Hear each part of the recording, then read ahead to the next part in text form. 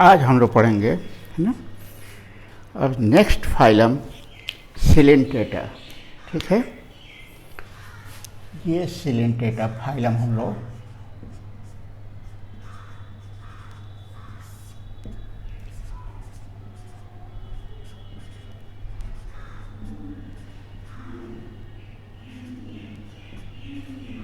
Coelenterata, ठीक है ना।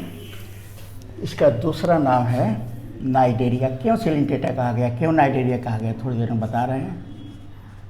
नाइडेरिया, ठीक है। अब कैरेक्टर्स हम लोग देखें।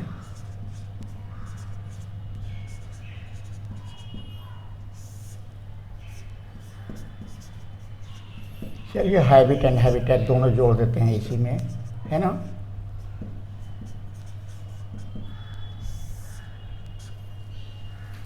ठीक है। ये मोस्टली मेराइन,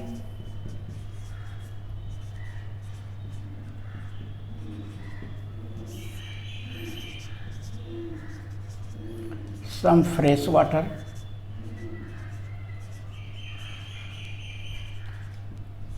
एग्जाम्पल कॉमन है इसका हाइड्रा, है ना। ये अकेले भी रहता है, सॉलिटरी, कॉलोनियल, कॉलोनी में भी रहता है ना। फ्री लिविंग भी होता है, पानी में ऐसे ही तैरता फिरता है ना। अब इसके मेन कैरेक्टर पर आए हम लोग, है ना। पहला कैरेक्टर देखेंगे हम लोग, लेवल ऑफ ऑर्गेनाइजेशन, ठीक है ना। तो हम लोग पहले से भी जानते हैं कि देखिए टिश्यू लेवल है इसका। इसके पहले हम लोग पढ़े थे सेलुलर लेवल ओरिफेरा में। यहाँ ग्रुप ऑफ सेल मिलकर सर्टेन काम करेगा। यहाँ डिवीजन ऑफ लेबर स्टार्ट हो गया, है ना। आगे हम लोग देखते जाएंगे और डिवीजन ऑफ लेबर प्रेजेंट होगा इसमें। Certain group of cell certain काम करेंगे, ठीक है। जर्म लेयर,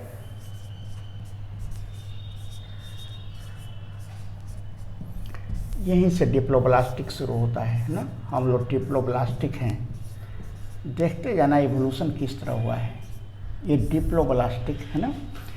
2 लेयर का इसका बॉडी रहेगा, एक्टोडर्म और इंडोडर्म। इंडोडर्म हेल्ड बाई, ये दोनों लेयर जुटे रहेंगे मीजोगिलिया। ये स्लाइम लेयर है, चिपचिपा लेयर है।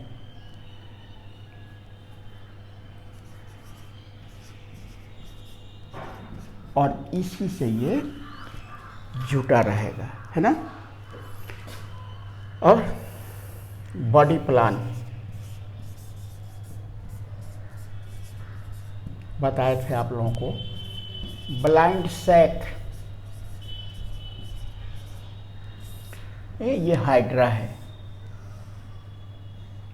नो एनस, सिर्फ यहाँ पर माउथ है और इसी पर इस तरह टेंटिकल्स लगे रहते हैं। टेंटिकल्स के बारे में आगे हम लोग देखेंगे। ये है इसका माउथ, है ना। एनस तो है नहीं इसमें, है ना। ये सिर्फ माउथ है इसका, ठीक है। तो ये ब्लाइंड सैक कहा जाता है इसको। अब सियोलोम, ठीक है ना। इसके बाद आ जाएगा ट्यूब विद इन ट्यूब, नहीं इसके बाद तो नहीं आएगा। प्लेटीहेलमिन्थिस से शुरू हो जाएगा। कोई सियोलोम नहीं है, एसियोलोमेट। इसको आप सेलोम मत कहिए, है ना। हम थोड़ी देर में बता रहे हैं इसको, ठीक है ना। सेगमेंटेशन एनेलिडा से शुरू होगा, एब्सेंट, ये तो गट है उसका, है ना। और साइमेट्री,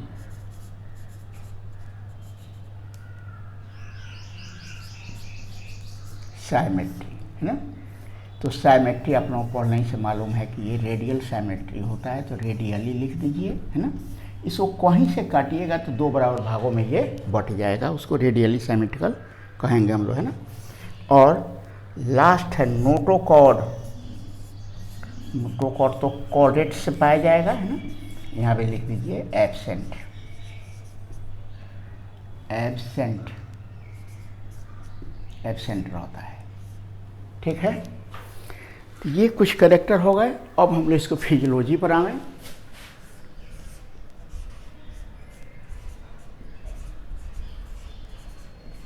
फिजियोलॉजी, है ना। फिजियोलॉजी में हम लोग देखेंगे पहला, है ना, डाइजेशन।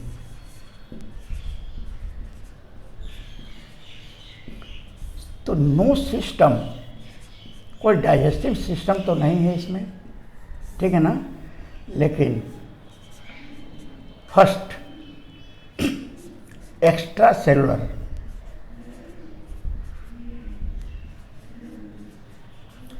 देन तब इंट्रासेलुलर। क्या है ये, इसको याद करना पड़ेगा, है ना। फूड मटेरियल ये माउस से आएगा, है ना, और माउस से आने के बाद इसमें आ जाएगा। तो यहाँ पर इसको डाइजेशन मिलेगा, है ना। यहाँ पर कुछ डाइजेशन कर लेगा ये, और तब ये सेल में पहुँच जाएगा। इसको थोड़ी देर बाद और बता रहे हैं ना, ठीक है ना। ठहरिए यहीं बताते हैं। ये है इसका स्ट्रक्चर एक, ये हम बना रहे हैं मीजोग्लिल।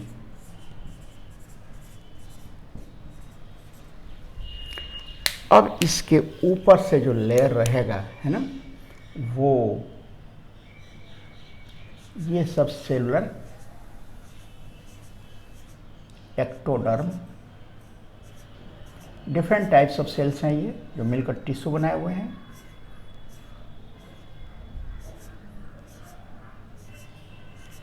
ये हो गया एक्टोडर्म।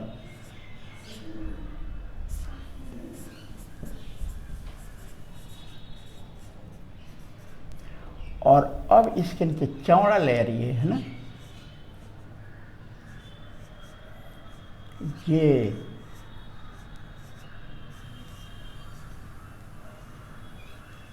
एंडोडर्म।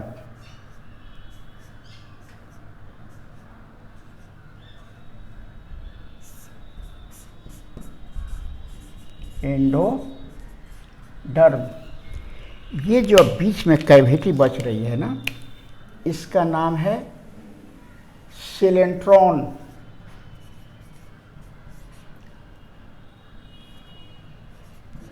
क्यों नाम सिलेंटेटा है, समझ में आ गया। दूसरा नाम है इसका gastro vascular, gastro vascular cavity. Gastro का मतलब डाइजेशन, वैस्कुलर फूड। तो कुछ फूड का डाइजेशन यहीं पर हो जाएगा। फूड मटेरियल यहाँ से ये इसका माउथ हो गया, यहाँ भी सब सेल्स हैं वैसे ही, और यहीं से इसका टेंटिकल्स में निकला रहता है ना। ये जो फूला हुआ भाग है हाइपोस्टोम, हाइपो मतलब बिलो, एस्टोम मतलब माउथ, है ना। और यहाँ पर इसका माउथ है, और माउथ पर टेंटिकल्स लगे रहते हैं, ठीक है ना। तो फूड मटेरियल आ जाएगा, एनस तो है नहीं, फूड मटेरियल अनडाइजेस्टेड फूड यहीं से बाहर निकलेगा। फूड जब आएगा तो ये सेल डाइजेशन भी करेगा पहले, और तब वो सेल के भीतर मटेरियल चला जाएगा, और वहाँ से इंट्रासेलुलर डाइजेशन शुरू हो जाएगा, ठीक है। तो फर्स्ट एक्स्ट्रा सेलुलर, फर्स्ट जो है ना गैस्ट्रोसिलेंट्रॉन में होगा डाइजेशन, और तब सेल में होगा, ठीक है ना। तो ये है डाइजेशन की बात, है ना। अब हम लोग देखेंगे इसका रेस्पिरेशन,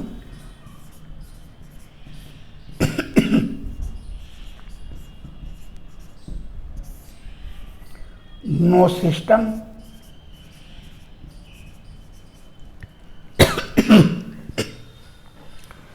सिस्टम शुरू होगा कहाँ से? ऑर्थोपोडा से, है ना। बाई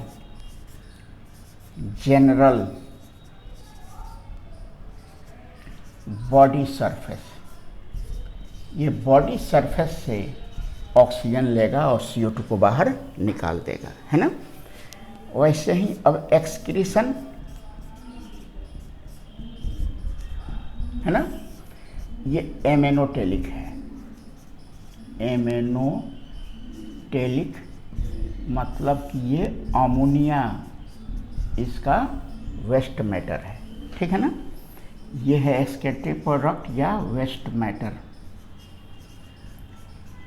तो ये भी जो है ना बाई जनरल बॉडी सरफेस से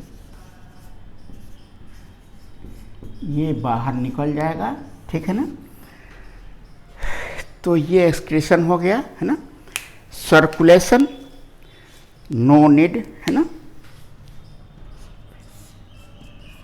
सर्कुलेशन एब्सेंट, कोई सर्कुलेटरी सिस्टम इसमें नहीं है, ठीक है ना।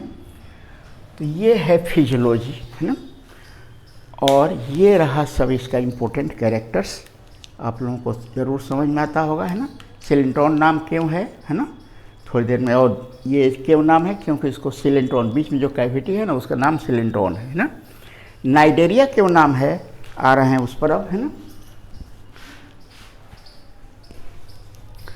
अब कुछ एक्स्ट्रा कैरेक्टर हम लोग देखेंगे इसका, है ना। इसको आप लोग नोट कर लीजिएगा।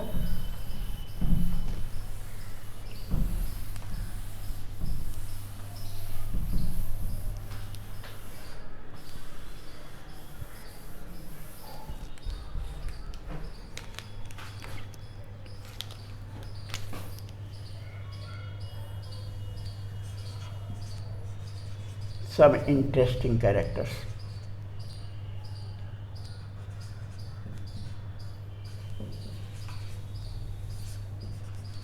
कुछ इसके इंटरेस्टिंग कैरेक्टर्स देखिए, है ना। निमेटोब्लास्ट,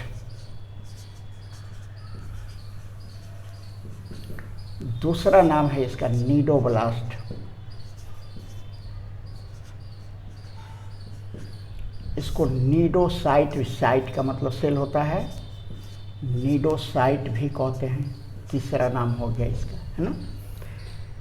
तो इसमें पाया जाता है हैव नीमैटोसिस्ट, इसके अंदर रहता है नीमैटोसिस्ट। फिगर NCERT में दिया हुआ है, यहाँ फिगर बनाने की जरूरत नहीं है ना, खाली इतना ही याद करना है। नीमैटोसिस्ट ये क्या करता है? स्टिंगिंग सेल है ये, स्टिंग, डंक मारने वाला स्टिंगिंग ग्लैंड है ये, है ना। है पॉइजन, इसमें पॉइजन रहता है ना। क्या करता है ये? हेल्प्स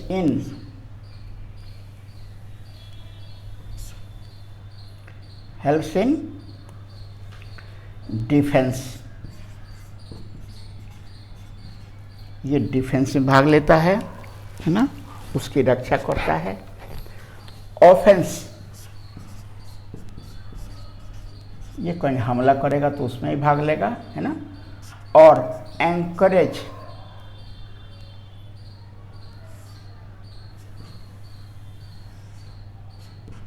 है ना। एंकरेज, किसी ऑब्जेक्ट से इसको पकड़ना है ना, अटैच होना है तो वही भाग लेता है ना। कहाँ प्रेजेंट रहता है ये? प्रेजेंट इन टेंटिकल्स, ये टेंटिकल्स में प्रेजेंट रहते हैं। ये हो गया हाइड्रा,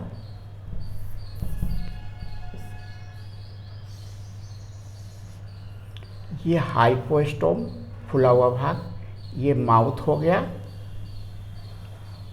और इस पर लगे रहते हैं सब ये टेंटिकल्स जो फूड मटेरियल को पकड़ के इसको देते हैं, इसकी रक्षा करते हैं। ये सारा काम डिफेंस भी यही करता है। इसी में रहता है निमेटोब्लास्ट सेल। ये हो जाएगा टेंटिकल्स। ठीक है, तो ये एक इंटरेस्टिंग कैरेक्टर हुआ।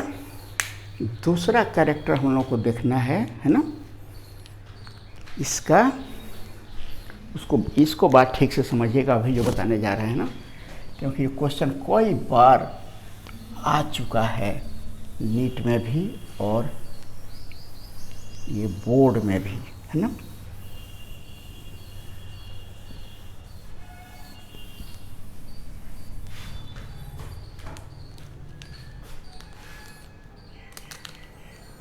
बॉडी फॉर्म अगला हेडिंग है इसका।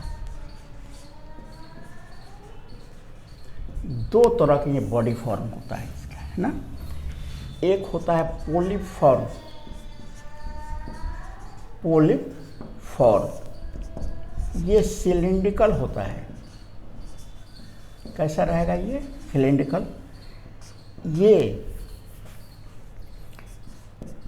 ये सेक्सुअल फॉर्म है, रिप्रोड्यूस करेगा सेक्सुअल मेथड द्वारा, लेकिन जो डोमिनेंट फेज है उसका asexual. No statocyst. Statocyst sense organ है, ये सेंस ऑर्गन है, ये बैलेंसिंग ऑर्गन है। इसमें बैलेंसिंग ऑर्गन नहीं पाया जाता है। ठीक है, ये बात समझ में आ गई होगी। इसका एग्जाम्पल हो जाएगा हाइड्रा। ठीक है ना। दूसरा बता रहे हैं Medusa form.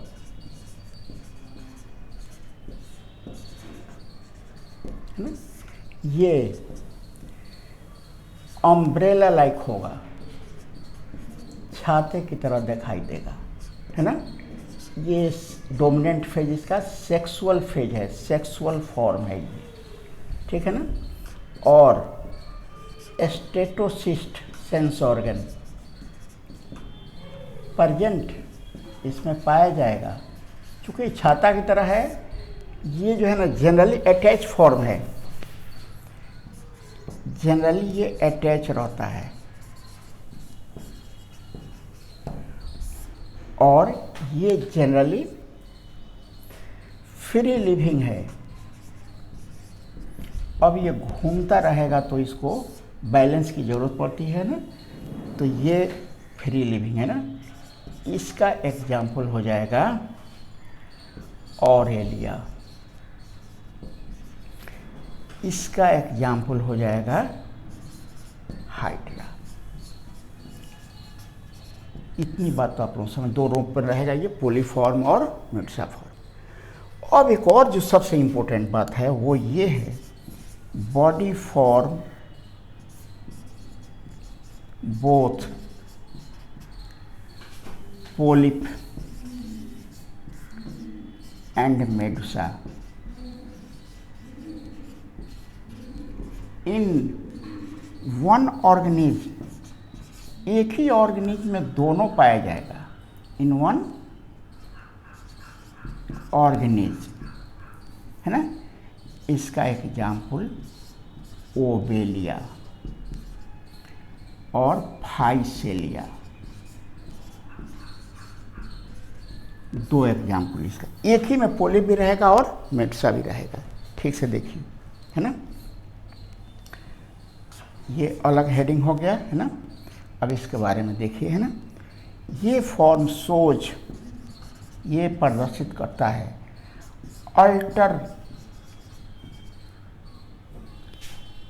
Alternation of generation, है ना, कॉल्ड मेटाजेनेसिस। ये मेटाजेनेसिस क्या होता है? मेटाजेनेसिस शो करता है ना। 3 टर्म है, उधर लिख रहे हैं ना, एक मेटाजेनेसिस पहले याद कीजिए आप लोग। होता क्या है इसमें, है ना, कि पोलिप फॉर्म,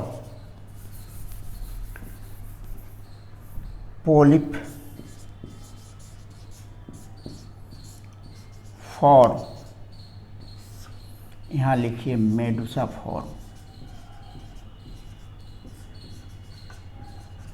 दोनों रूप में रहेगा ये, है ना। पोलीफॉर्म मेडुसा फॉर्म में कन्वर्ट करेगा और ये पोलीफॉर्म में, मेडुसा फॉर्म पोलीफॉर्म में, ये एसेक्सुअल मेथड से करेगा और ये सेक्सुअल मेथड से करेगा, ठीक है ना। सेक्सुअल मेथड से मेडुसा फॉर्म पोलीफॉर्म बना लेगा और ये सेक्सुअल मेथड से पोलीफॉर्म मेडुसा फॉर्म में कन्वर्ट हो जाएगा, ठीक है ना। ये हो गया। अरे एक चीज़ हम लोग उधर रिप्रोडक्शन छोड़ दिए हैं, ज़रा ठीक से इसको देखिए, इसको हम मिटावें अब, है ना। ये हो जाएगा, वो सबसे इम्पोर्टेंट है रिप्रोडक्शन।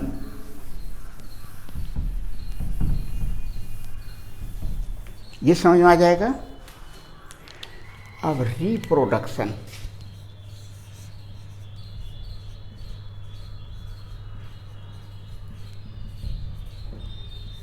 ठीक है ना, एसेक्सुअल मेथड से ये होगा, है ना। बाई बडिंग, इसको इंटरनल एक्सटर्नल बडिंग कहिए। इंटरनल बडिंग हम लोग पढ़ेंगे 12 में, यहाँ एक्सटर्नल बॉडिंग भी हम लोग पढ़ेंगे 12 में, रिप्रोडक्शन चैप्टर में, है ना। एक्सटर्नल बॉडिंग दूसरा हो जाएगा बाय रीजेनरेशन, है ना। आप इसको काट दीजिए कितना भाग में, दोनों एक्टोडर्म इंडोडर्म दोनों लेयर रहना चाहिए, फिर वो डेवलप कर जाएगा हाइड्रा में या किसी जीव में। ट्रेम्बले ने सबसे पहले रीजेनरेशन इसमें देखा था। हाइड्रा का ऊपर वाला पोर्शन है, तो ऊपर जो माउथ है आधा उसका ऊपर वाला चीर दिया, 2 भागों में स्प्लिट कर दिया, ठीक है ना। देखा कि ये 2 हाइड्रा एक बॉडी, फिर उसको एक बार और चीर दिया, 4 माउथ हो गया उसको, है ना, बॉडी एक ही रह गया। एक बार और चीरा उसको, है ना, 8 बॉडी, 8 ऊपर वाला पोर्शन हो गया माउथ, और बॉडी एक ही रहा, है ना। तो ये जो है ना 9 हेड का राक्षस ग्रीक में पाया जाता है, जिसका नाम हाइड्रा है ना, और उसी के नाम पर इसका नाम हाइड्रा रख दिया गया, ठीक है ना। ये हाइड्रा जो है ना एक राक्षस का नाम है। तो ट्रेमलेन ने इसको रीजनरेट कराकर इसका 8 हेड बना दिया और बॉडी एक ही रखा, एक ही था, तो इसलिए इसको क्या कहा जाता है, हाइड्रा।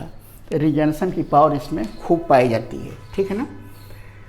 तो ये हो गया दूसरा। सेक्सुअल मेथड इम्पोर्टेंट है, सेक्सुअल रिप्रोडक्शन, है ना।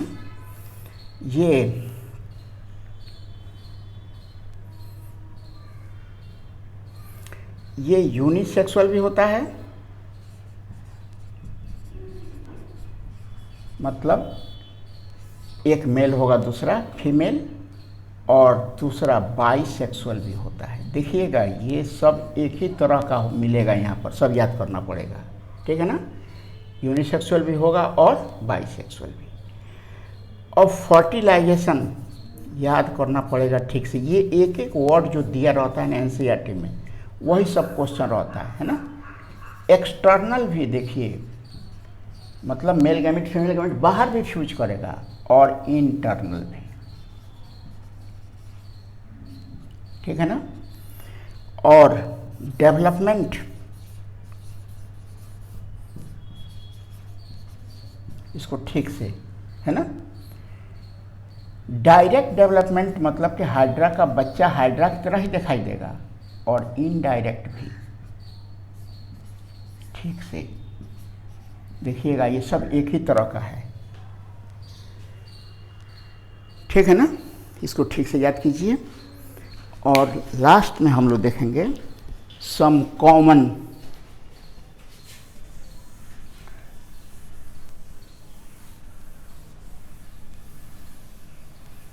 सिलेंटेट्स,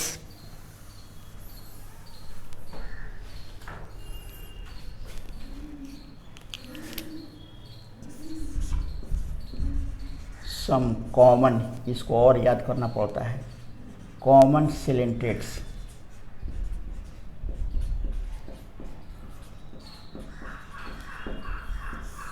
ठीक है ना।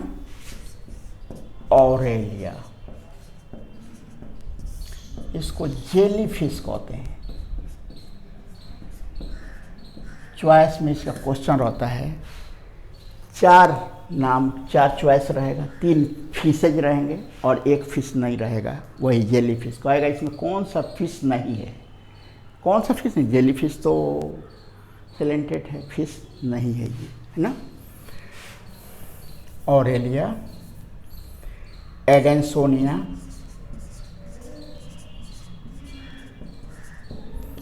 इसको सी एनीमोन कहते हैं, सी एनीमोन। ये एनीमोन जो है ना एक प्लांट है, बियर्स, ये उत्पन्न करता है डिफरेंट कलर्ड फ्लावर्स। छोटा प्लांट है जो समुद्र में पाया जाता है, जो है ना, जो पाया जाता है ये, और डिफरेंट टाइप का ये फ्लावर बियर करता है। ये सी एनीमोन भी, एडेंसोनिया भी कुछ उसी तरह का दिखाई देता है। ठीक है ना, इसको क्या कहते हैं हम लोग, सी एनीमोन कहते हैं। ठीक है।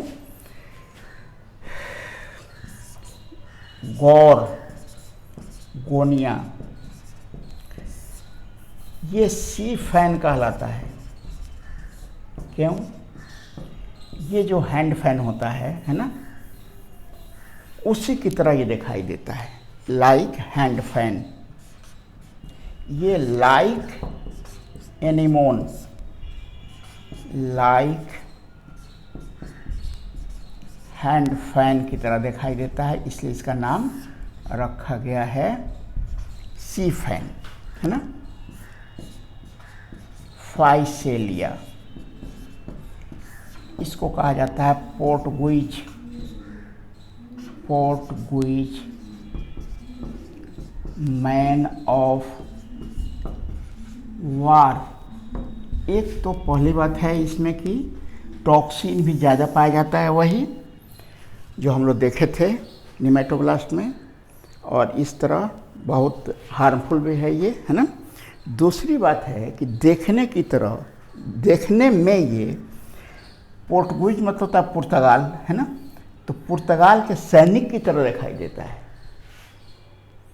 पुर्तगाल के सैनिक जो है ना ऊपर कैप लगा लेता था और इधर वो चेन सब झूलता रहता था, ठीक है ना, उसी की तरह ही दिखाई देता है, इसलिए इसको पोर्टुगीज मैन ऑफ वार कहा जाता है ना। फाइसेलिया हो गया, और अब पेनाटूला, पेन से याद रख लीजिएगा, इसको सब याद करना पड़ेगा जी। पेनाटूला एकदम सी पेन, पेन की तरह दिखाई देता है, इसलिए इसका नाम सी पेन है। और मैंडरीना, किताब से भी देख लीजिएगा, एक फालतू ऑरेलिया इसमें लिखे हैं, चूँकि सब क्वेश्चन कहीं देखे हैं हम, है ना, नहीं तो बाकी सब इसी का एग्जाम्पल है। मैंड्रीनस, कोरल ब्रेन, हम लोगों का ब्रेन जो है ना ठीक उसी की तरह ये इसका शेप रहता है, इसे इसको कोरल ब्रेन कहते हैं। ठीक है, तो हम लोग इसको देखिएगा, ये एक्सटर्नल इंटरनल सब है ना, कैसे होता है ये डायरेक्ट इनडायरेक्ट, समझ रहे हैं ना। जब बच्चा पेरेंट के समान ही दिखाई दे, पैदा होता है तब डायरेक्ट, जैसे मनुष्य का बच्चा मनुष्य की तरह दिखाई देता है, पैदा होता है तो छोटा साइज रहता है। इनडायरेक्ट का मतलब लार्वल स्टेज प्रेजेंट, पहले लार्वा बनेगा और वो लार्वा में मेटामॉर्फोसिस होगी तब वो एडल्ट बनेगा, है ना। जैसे मच्छर का लार्वा देखे होइएगा, लार्वल स्टेज, वो मच्छर की तरह बिल्कुल दिखाई नहीं देता है। फ्रॉग का बच्चा लार्वल स्टेज से गुजरता है, वो मछली तरह दिखाई देता है। लार्वल स्टेज प्रेजेंट रहता है इनडायरेक्ट डेवलपमेंट। ठीक है, तो इसको हम लोग समाप्त कर लिए। अब टीनोफोरा है, बड़ा नहीं बना तो वो भी ख़त्म हो जाता, छोटा है वो, थोड़ा बड़ा नहीं बना रहे हैं, लोड होने में दिक्कत हो रही है, ठीक है। फिर हम लोग अब टीनोफोरा कोशिश कर रहे हैं रोज़ रोज़ एक बना दें, ठीक है।